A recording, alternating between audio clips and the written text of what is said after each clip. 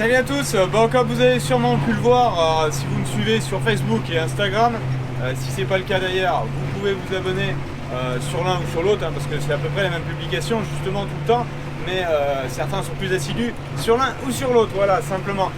Mais comme vous avez dû le voir, le 6R a été équipé avec une barre sur la masse que je me sers habituellement sur le 6810 pour le broyage. Alors pourquoi ce tracteur? Parce que j'attends toujours à ce jour où je tourne la vidéo les pneus du 6810, c'est pour ça qu'il n'est pas à sa tâche de broyage. J'ai pris le 6210R. Voilà. Allez, je vous présente un peu le broyage sur le site le plus loin, post-moisson qui s'est passé la semaine dernière, et je vous explique un petit peu l'objectif de ce broyage, bon, derrière les tournesols et derrière les maïs, mais d'autres choses aussi. Allez, c'est parti.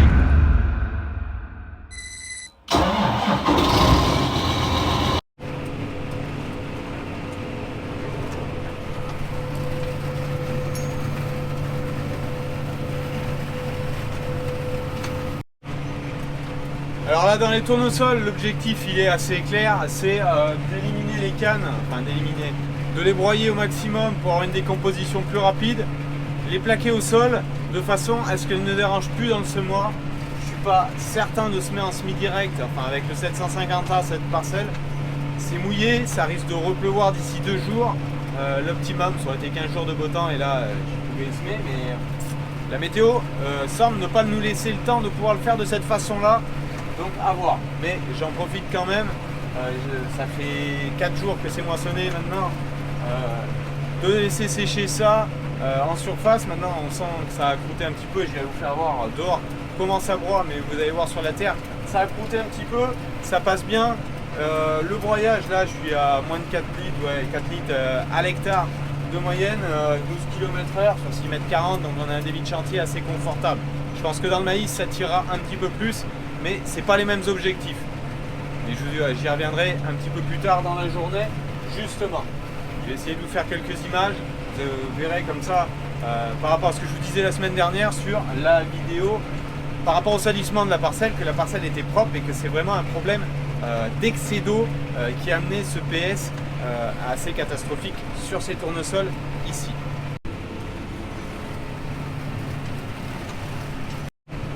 Bon là vous venez de voir que le fond de la parcelle, comme je vous disais, je vous avais pas filmé en moissonnant, mais c'était franchement tendu pour passer. Là vous voyez il y a des passages, c'était chaud, bon c'est passé, mais c'est de la terre qui, quand elle est vraiment trop gorgée d'eau, la portance est très limitée et il faut bien lever les récoltes quand même.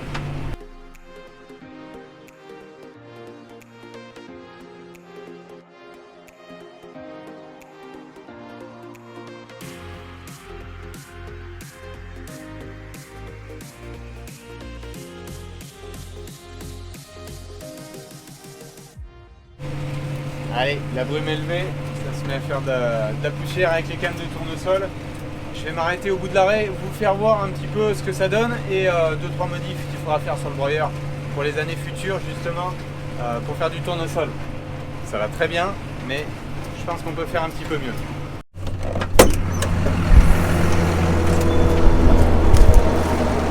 Alors, moins de ce côté, pourquoi je sais pas, mais de l'autre côté, les cannes de tournesol viennent s'enfiler sous l'ordre de transmission sur les côtés. Je pense qu'une petite tôle fera pas de mal pour canaliser les cannes, qu'elles n'aillent pas se fourrer dessous.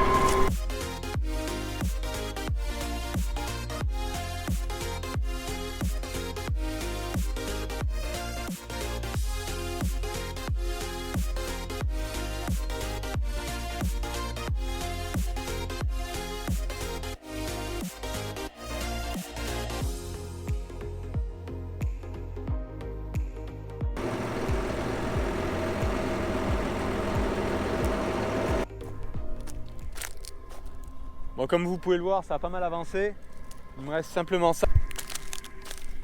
Vous voyez, donc ça couche quelques cannes. Bon, c'est l'effet de la masse, mais il y en a quand même beaucoup qui passent à l'intérieur bien propre du broyeur, qui se font réduire en taille et déchiqueter complètement.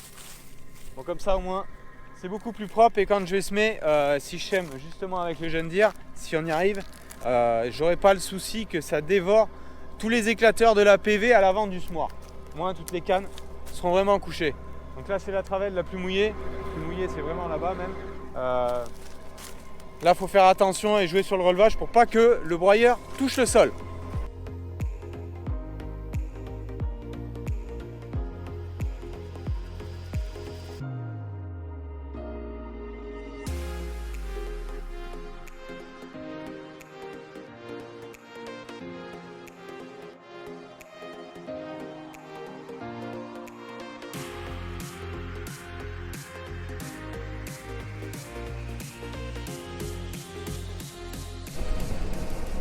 Allez, je viens de replier le broyeur, changer de parcelle et passer dans le maïs. Mais je viens de passer 10-15 minutes à nettoyer le broyeur. Donc comme quoi, avec verticaux ou horizontaux, on a des problèmes de résidus qui viennent se caler dans les châssis. Bon, faut essayer de nettoyer tout ça. Là c'est propre, on va rattaquer dans le maïs tranquillou. Allez, c'est parti.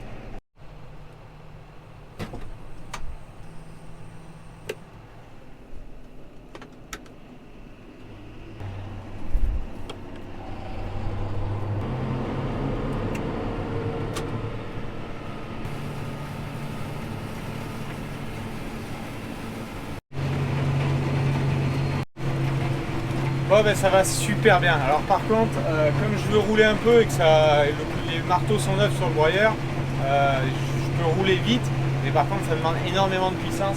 Là le 6R est en pleine puissance, 240 chevaux, le pouce est allumé à fond. Là je suis à 46 litres à l'heure avec le tracteur. Par contre, je fais 7 hectares/heure. Donc je suis autour de 7 litres. Bon là on a une zone qui tire un peu plus. Je ne l'avais pas fait partout, mais j'ai fait le test avec la machine à des endroits de couper très très haut. Justement, le gasoil que j'économise avec la machine et le gain de productivité pour la moissonneuse, bon, et ben, je le récupère ici. Donc, et avec une qualité de broyage bien meilleure. Parce qu'au moins, je défibre les bas de canne. Le but ici, je vous fais voir dehors, c'est de contrôler la pyrale. Toutes les larves qui peuvent être dans les cannes, débroyer pour les détruire. Allez, petit arrêt dans les maïs. Que je vous montre un petit peu comment ça broie. Donc là, il faut voir que les rafles ont été rattaquées. Les cannes, elles sont défibrées dans la longueur et cassées. Vous voyez, hein, elles sont coupées en petits morceaux. Vous voyez là encore une. Ça rebroie aussi en partie les feuilles. Vous voyez quand même le résultat avant-après, ce que ça peut donner. Donc là, ce que j'ai dit, hein, volontairement, ça m'arrive à la rotule à peu près. J'ai coupé assez haut de choper le pain. En plus, cette année, on a des ports de pain qui sont à peu près, enfin d'épis, à peu près à cette hauteur. Donc, ça sert à rien d'avaler toute la canne. Donc, complète du maïs, ça fait forcer plus la machine. On perd en débit sur la machine, on augmente en gasoil à l'hectare. Et pour repasser au broyeur, je trouve que ça va mieux comme ça. On va voir. J'ai une partie de la parcelle derrière là qui a été coupée un peu plus bas. On verra l'écart de consommation entre un côté et l'autre et la qualité de broyage, ce que ça peut donner.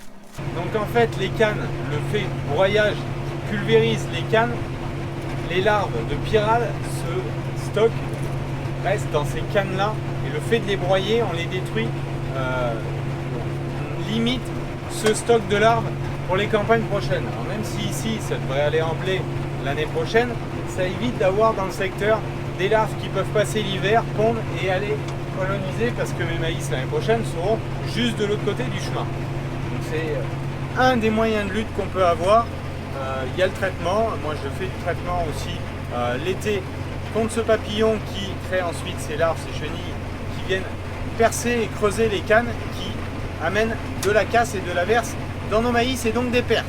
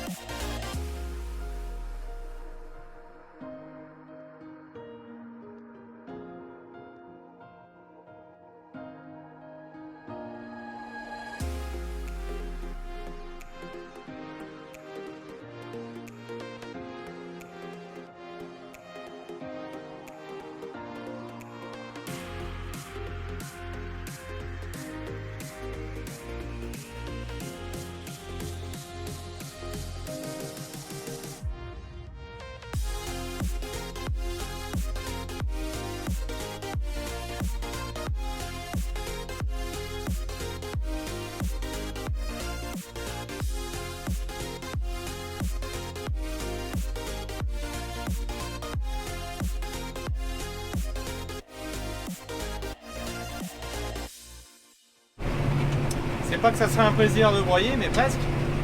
Alors, avec des débits supérieurs à 7 hectares/heure, c'est vrai que bon, et en faisant du boulot qui est somme toute très correct, on reprend goût à broyer et à le faire de façon un petit peu plus assidue. Ça, donc, sur les maïs pour ces problématiques de pyrale, sur les tournesols par rapport aux problématiques un peu de casse qu'on peut avoir sur le matériel dû aux cannes, le fait de au moins les mettre toutes par terre et de commencer à les faire, de les réduire en termes de taille pour qu'elles soient plus vite décomposées dans le sol. Je vais continuer de finir toute la parcelle. J'en ai fait déjà 12 hectares. Ça fait oui, 1h30 en gros que j'y suis. Donc non, ça avance vraiment bien et je vais avoir fait toute cette partie, vous avez vu sur les images au drone, qui a des pointes, des raies un petit peu plus courtes et ça va me rester des très très grandes raies. Donc là ça va être ça va bien se passer. Là par contre pour les colzas je prenais 6,30 m de façon à avoir une petite marge d'erreur. Par contre en maïs, comme je travaille sur les planches pile poil, le broyeur est fait pour emmener 8 rangs chez nous à 80, donc 6,40 m. Donc là je travaille à 6,40 m. Et il y a des moments où vous voyez que la batteuse a écrasé des tiges, c'est pour ça que vous avez l'impression que je recroise, mais ce n'est pas le cas. Le but c'est de reprendre aussi un peu ces tiges qui ont été écrasées par la machine et aussi les feuilles qui peuvent être par terre. Ouais, juste une petite dessin. Ça a bien avancé, ça me reste juste quelques grandes raies là et tout le reste de la parcelle est faite. Bon voilà le terrier qui a fait la S. Donc vous voyez qu'elle était bien rentrée. Le bourrelet m'arrive à la hanche. Donc, même le ventre a frotté un peu là. Bon, la terre était vraiment humide. Et comme vous voyez, là je suis au départ d'où c'est rentré. Et elle s'est posée comme ça. Donc pour moi je pense que c'est un drain. Un drain qui doit être bouché là dans le milieu de la parcelle. Parce qu'après à côté, quand on est venu récupérer ici, merci à toi Richard, quand tu es venu récupérer là, on voit que ça marquait un peu, beaucoup plus qu'à côté. Vous voyez, hein, toute la parcelle, vous avez vu quelles images au drone, hein. Bon, il y a vraiment cet endroit là. C'est comme ça. Le tout c'est qu'il n'y a rien de cassé, qu'elle est ressortie assez facilement. Et bien voilà, on y est arrivé. Alors, franchement, le débit de chantier, c'est assez bluffant. La qualité de travail aussi, vu la vitesse. Pour un axe horizontal, vous voyez, les feuilles sont bien défibrées. Ça fait un bon matelas. Alors c'est bien et c'est mal parce que par endroits ça va voir un peu le jour, d'autres j'ai peur que si ça pleut, mais de toute façon les feuilles étaient là, donc au pire elles se décomposeront que plus vite. Et dessous ouais c'est frais. Le problème c'est que ça va pleuvoir après-demain et que ça aurait été bien que ça pleuve que dans 15 jours pour se mettre au SD. Mais là sur un chantier comme ça au SD, à mon avis je pense que je peux gagner gros en termes de décomposition, vitesse de décomposition. Et puis avec tous les avantages que ça a, comme je disais, sur la pyrale. Allez, je nettoie le broyeur, je replie et je retourne à l'exploitation. On se retrouve pour la suite après.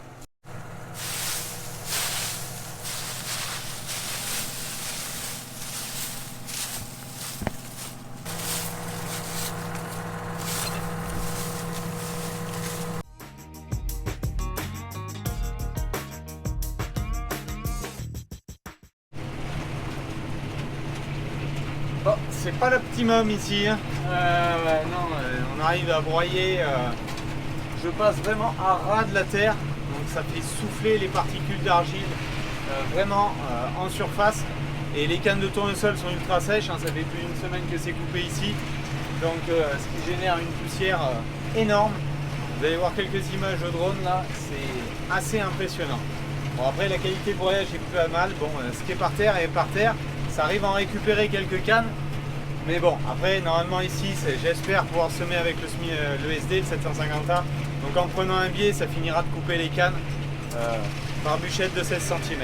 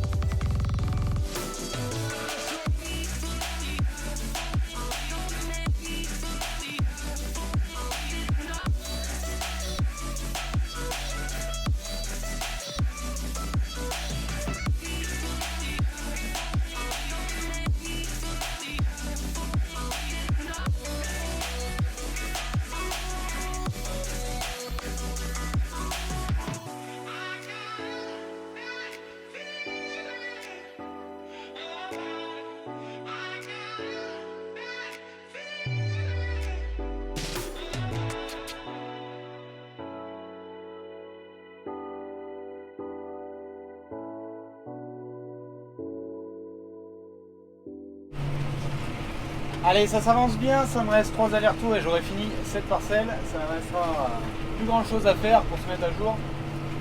Donc ça avance bien avec ce broyeur, franchement, très content de la qualité de broyage. Hein. Les cannes qui sont vraiment par terre, je ne peux pas les attraper. Mais celles qui sont un peu coudées, ça les attrape et vous avez vu au drone, ça crée pas mal de poussière. Alors, l'autre, la seule particularité de cette parcelle, c'est la seule qui avait été binée en tournesol cette année. Et je trouve que les cannes de tournesol, les pieds de tournesol ont moins résisté au passage de la moissonneuse. Je moissonnais ni plus vite ni moins vite ici que dans d'autres parcelles, mais elles se sont beaucoup plus inclinées. Alors que j'avais une autre parcelle vers l'exploitation qui était sur la même variété que celle-ci, où les cannes sont restées beaucoup plus debout suite à la récolte. Derrière les passages de route de la moissonneuse, forcément, elles s'inclinent, mais ça se tenait beaucoup mieux. Bon. Alors, est-ce que c'est le phénomène du minage ou pas? Je sais pas. On est sur les mêmes typologies de sol. Affaire à suivre. Je sais pas. On verra un peu plus tard s'il y a d'autres similitudes à trouver au binage ou non. Allez, je termine la parcelle et puis je passe à d'autres choses.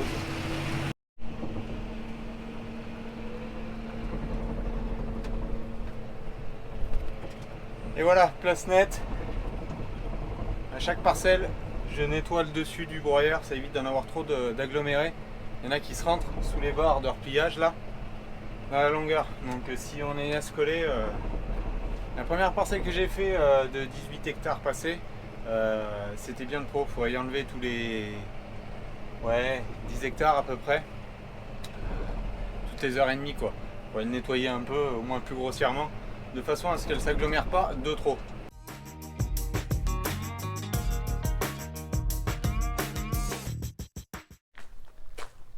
Bon, chantier suivant, ce matin je vais préparer la machine, modification de la météo, il devait pleuvoir aujourd'hui, on risque pas, mais par chance on ne devrait pas avoir d'eau, et pas d'une semaine je l'espère, croisons les doigts.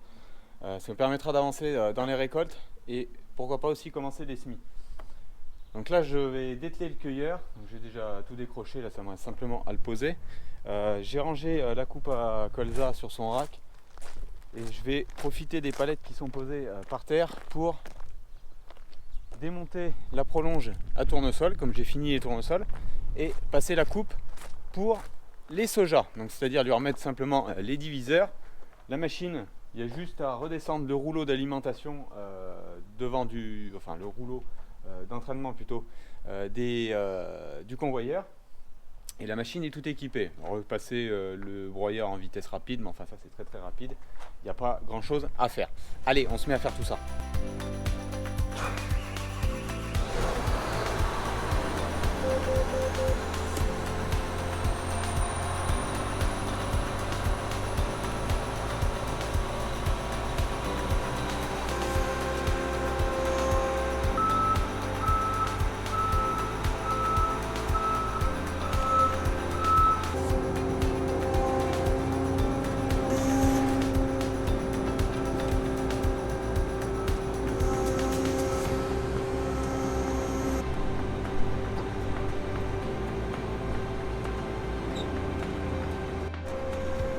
Allez, la coupe est attelée. On va aller défaire les brides dessous, lâcher les deux loquets de chaque côté et on dételle la prolonge, on remet les diviseurs. Un petit graissage sur la coupe, là, ça lui fera pas de mal. Elle a coupé les 18 hectares de tournesol à la fin et bon comme ça. Elle finira la campagne, il y a 16 hectares là à faire de soja. Comme ça, ça sera prêt. Après, soufflage de la machine. Petit graissage aussi et puis ça sera en gros opérationnel, les 2-3 points que je vous disais. J'en profiter de les faire une fois soufflé, mais je vais déjà préparer la coupe, redételer, comme ça on sera bon après. Comme vous avez fait voir l'année dernière, donc il y a ces deux loquets de chaque côté et j'ai un boulon là à retirer et je suis bon.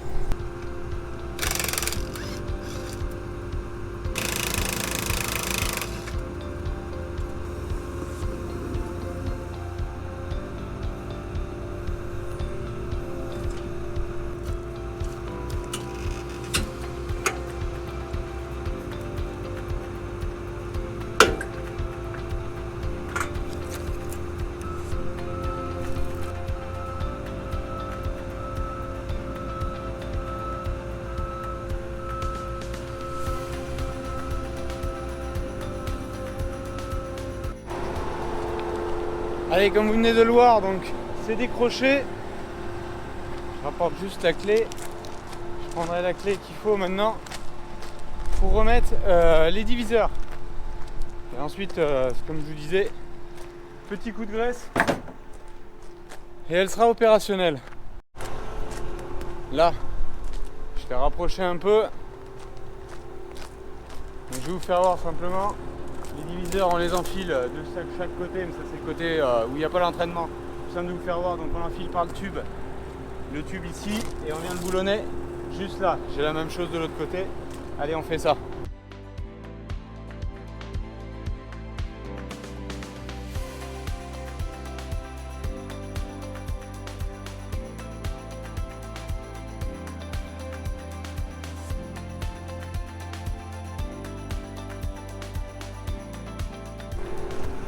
Bon, là il y avait un plâtras de canne dans le boîtier d'entraînement, enfin du côté carter d'entraînement. On ramassera tout ça après. Allez, on va se mettre dans le champ à côté.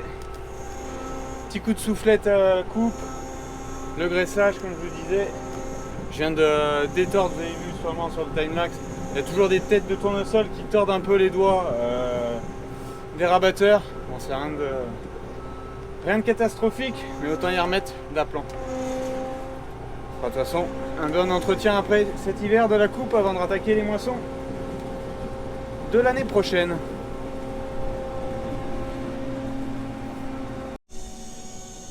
Bon allez, début l'après-midi, j'ai fini de tout préparer.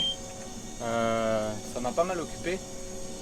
Soufflage de la machine, graissage, soufflage du sisser suite au broyage, dételer le broyeur, rateler le coffre, rateler la scie, faire les pleins.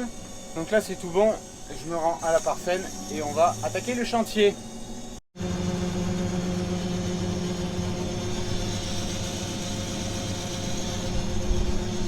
Allez, c'est lancé, première trémie, un peu plus de 10 tonnes, elle était pas pleine. Bon, temps de trouver tous les réglages qui vont plutôt pas trop mal par rapport à l'année. Compliqué encore de choper la première gousse. J'ai beau raquer par terre, et ben chance, on a déjà des conditions sèches en surface qui permettent de passer et de pas coller sous la coupe. Allez, je continue.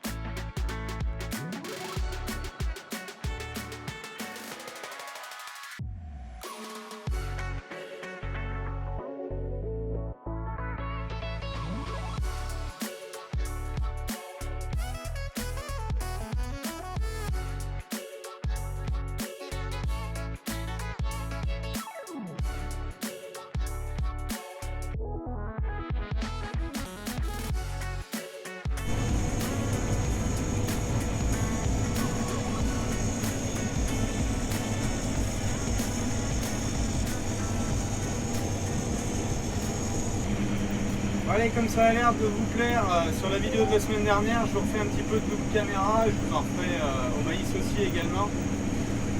Alors les soja, ça se coupe pas trop mal, c'est à 14 d'humidité, donc c'est plutôt pas mal. Je m'attendais même à ce qu'il soit peut-être un peu en dessus, mais bon, ça va plutôt bien. Le sol est sec dessous, donc gros point positif parce que ça ne court pas de trop. De trop, pourquoi? Parce que vous avez dû voir quelques images au drone. Le problème, c'est les sangliers qui sont venus s'amuser dans la parcelle et faire des trous partout.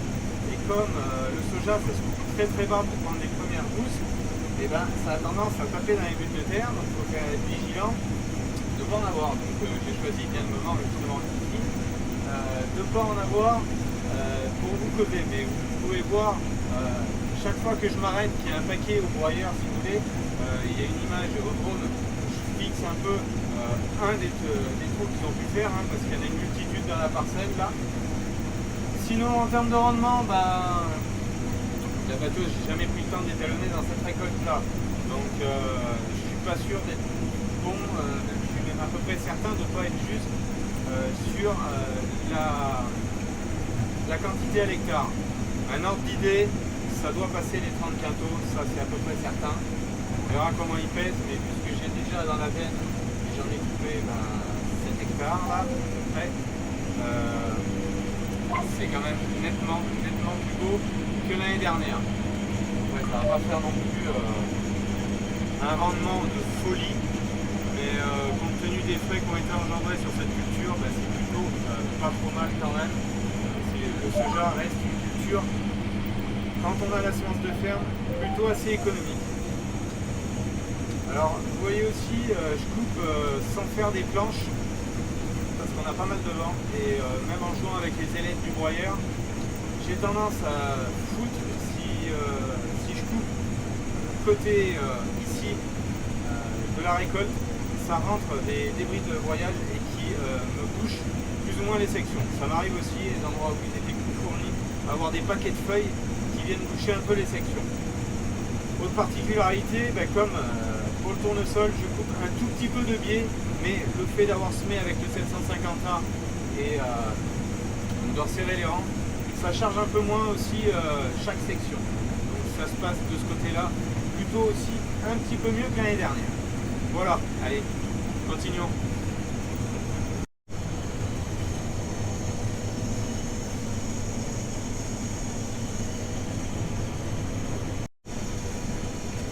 Bon, j'avance tranquillement, tranquillement, plus vite que l'année dernière quand même. En termes de rendement, je sais pas, il y a des zones où ça baisse par rapport aux valeurs. Après, on fera le point au final de ce que je vais livrer et ce que ça peut donner réellement. Mais il y a des zones où ça baisse, d'autres où ça monte. Très incertain de vous dire un rendement exact et je sais pas, selon les poids spécifiques là aussi, ce que ça peut donner. Parce que de par la tablette, ce que j'ai mis dans la SMI, j'ai l'impression d'en avoir beaucoup plus, mais bon, on verra. On verra au moment de la livraison. Demain, on va s'affairer de couper tout ça et on livrera demain matin au calme. Bon, me voilà revenu à la ferme, j'avais pas la caméra, elle était restée à la batteuse. J'ai ramené la SMI, donc tout est à l'abri et ça devait pleuvoir, et puis plus pleuvoir, et puis là c'est en train de pleuvoir et on vient de terminer il y a une demi-heure. Donc le temps de rentrer le matériel, parfait, tout est à l'abri. Donc la SMI est pleine, ma 14 tonnes est pleine et comme j'étais pas loin, il y en a aussi un peu plus de 7 tonnes dans la trémie que je viderai demain matin de la moissonneuse. Donc dedans j'ai mes semences de l'année prochaine, donc on verra tout ça demain, la livraison, mettre en big bag tout ce que je vais garder en semences et puis livrer tout le reste. Allez, on se retrouve demain.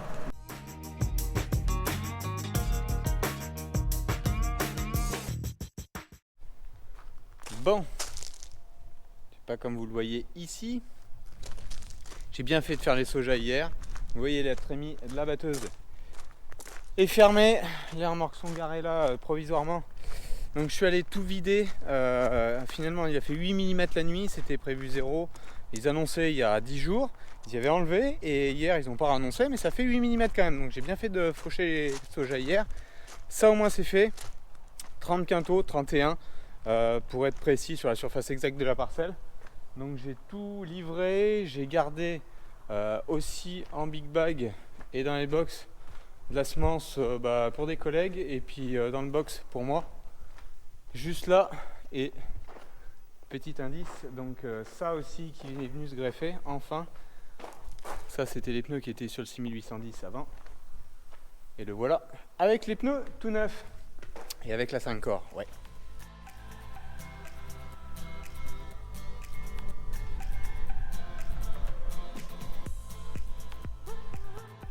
Alors pourquoi il est avec la 5 corps? J'ai remis la masse où j'avais fait la modif, donc j'ai enlevé la barre, elle est simplement ici, hein. Donc je vais la ranger pour l'année prochaine. Ça allait très très bien, la barre pour coucher les cannes. Donc je l'ai remis sur le 6810 parce que c'est un peu sa masse attitrée, celle-là. Je l'avais fait en gros spécialement pour lui. J'ai attelé la 5 corps, pourquoi parce que tous les autres tracteurs sont pris pour l'instant. Et puis pour aller finir de coller bien les talons, donc on avait plutôt en pression peut-être un peu trop gonflé, malgré que là avec la charrue, vous voyez, c'est plutôt pas mal. Mais normalement je suis plutôt surgonflé par rapport à ce qu'il y aurait besoin avec ce type d'équipement pour labourer. Mais donc le but c'est d'aller bien coller les talons des pneus sur les jantes, sur cette partie ici là. Donc je vais lui faire un peu de labour, ça lui dégourdira aussi un petit peu les pattes et ça finira de placer vraiment proprement les pneus. Donc elle comme ça mise en route, là ça va être du labour pour des cultures de printemps, sûrement les haricots, les sojas, on verra en fonction de l'assolement de l'année prochaine. Donc un petit peu de labour sûrement de prévu dans la vidéo de la semaine prochaine où vous allez voir le 6810 tourner. La suite des récoltes de maïs, là déjà cette semaine on a fait quand même un petit peu de récolte et d'autres travaux. Donc je vais pas tout vous mettre la même semaine. Allez, moi je vous dis à la semaine prochaine pour la suite des travaux. Ciao, bye bye.